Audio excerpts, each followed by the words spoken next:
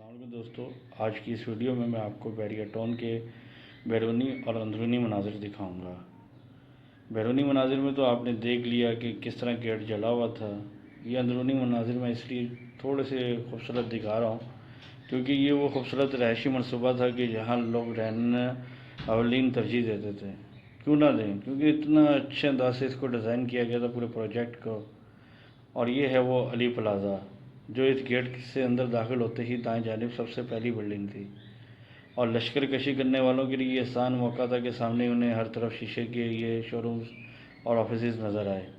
میں قریب جا کے بھی اس کا تھوڑا سا ویو آپ کو دکھاتا ہوں کہ کس طرح انہوں نے اس کو نقصان پہنچایا ہے۔ پورا یہ آپ دیکھ لیں اس کا منظر، اور اب یہ آپ چیز دیکھ رہے ہیں، یہ اس گیٹ کا اندرونی منظر ہے جو جلا ہوا باہر سے۔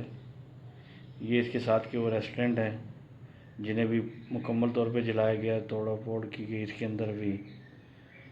یہ شکر ہے ابھی ہریالی باقی نظر آ رہی ہے آپ کو، انہوں نے اس ہرے بھرے چیزوں کو نقصان نہیں پہنچایا۔